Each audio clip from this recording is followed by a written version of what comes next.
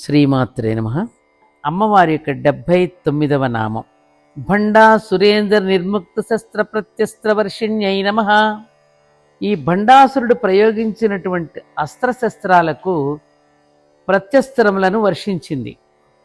ఈ విసుక్కురుడు ప్రయోగించినటువంటి విఘ్న యంత్రాన్ని మహాగణేశుడు నశింపచేయగానే ఈ దేవతా శక్తి సైన్యాలు అప్పటి వరకు చైతన్యరహితులై ఉన్న వాళ్ళందరూ చైతన్యవంతమై భండాసురుడి యొక్క సైన్యంపై తిరగబడి యుద్ధం చేశారు.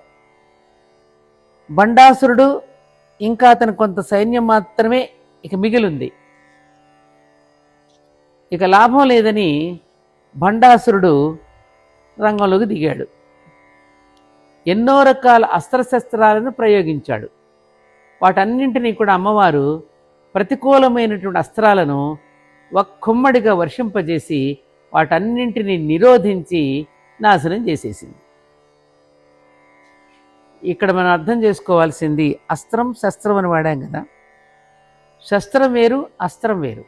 చేత్తో పట్టుకుని ప్రయోగించే దాన్నేమో శస్త్రం అని, మంత్రయుక్తంగా ప్రయోగించే సూక్ష్మమైన దాన్ని అస్త్రం అని అంటారు. ఇప్పుడు బాణం ఉందనుకో నాన్న, ఇలా ప్రయోగించి వదులుతాం మనం. అదే అస్త్రం ఉందనుకో, ఒక గడ్డి పరక మీద మంత్రించి సంధిస్తాం, అది అస్త్రం అవుతుంది. శస్త్రమేమో చేత్తో ప్రయోగిస్తాం, అస్త్రమేమో మంత్రించి ప్రయోగిస్తాం. ఈ తేడా తెలియాలి మనకి.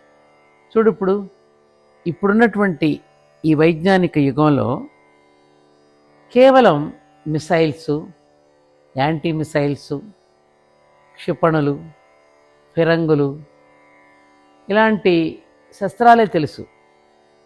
కానీ అస్త్రాలకు సంబంధించిన జ్ఞానం ఇంకా పరిశోధింపబడిందా? లేదు కదా. ప్రయోగించిన అస్త్రాన్ని మళ్ళీ వెనక్కి తీసుకోగలిగినటువంటి శక్తి ఈ దేవతలకు ఉంది, మన సైంటిస్టులకు ఉందా? లేదు కదా. శస్త్రాలు భౌతికం కాబట్టి అప్పుడప్పుడు పనిచేయడంలో తేడా రావచ్చు. కానీ మంత్రయుక్తమైన అస్త్రాలు పనిచేయకపోవడం అనేది ఉండదు. మంత్రాలకు చింతకాయలు రాలుతాయి అంటే రాలుతాయి. సంకల్పించి చేత్తో ప్రయోగించిన తర్వాత భౌతికంగా కల్పజగత్తులో పనిచేసేవి శస్త్రాలు. అసలు సంకల్పాన్ని నిరోధించేవి అస్త్రాలు. వాడి సంకల్పాన్ని కూడా నిరోధించగలిగినటువంటి శక్తి అస్త్రానికి ఉంటుంది. అయితే అస్త్రానికి సంబంధించిన మంత్రం గుర్తు రాకపోతే అస్త్రం కూడా పనిచేయదు. భారతంలో కర్ణుడికి జరిగినట్టు. కాబట్టి ఇక్కడ ఏమిటంటే నాన్న, మంత్రం యొక్క వాంగ్మయం, ఈ జ్ఞప్తికి రావటం అంటే స్ఫురణకు రావడం, ఇవన్నీ కూడా అమ్మవారే. అన్నీ మనం ఏమంటాం, చదువు శక్తి రూపేణ సంస్థిత, మాతృరూపేణ సంస్థిత, జ్ఞప్తి రూపేణ సంస్థిత, ఇవన్నీ అమ్మవారే. నిద్రారూపేణ అమ్మవారే సంస్థిత, క్షుధారూపేణ ఆకలి రూపంలో ఉన్నదే ఆవిడే. కాబట్టి జ్ఞప్తి ఇవన్నీ అమ్మవారే. కాబట్టి అమ్మవారికి అస్త్రం పనిచేయకపోవడం అనేది ఉండదు ఇక అక్కడ. అవతల భండాసురుడు ప్రయత్నంతో సాధించినవి కాబట్టి పనిచేయకపోవడం జరగవచ్చు, వాడిది ప్రయత్నం. భండాసురుడు ప్రయోగించిన అస్త్రాలు అందుకు విరుగుడుగా అమ్మవారు ప్రయోగించిన ప్రత్యస్త్రము. అతను అస్త్రాన్ని ఒకదాన్ని ప్రయోగిస్తే అమ్మవారు ప్రత్యస్త్రం ప్రయోగించింది. అందుకని భండాసురుడు ప్రయోగించిన అస్త్రశస్త్రాలకు ప్రత్యస్త్రములను వర్షించింది అమ్మవారు అని దీనికి అర్థం. భండా సురేంద్ర నిర్ముక్త శస్త్ర ప్రత్యస్త్ర వర్షిణి అని అమ్మవారి నామం.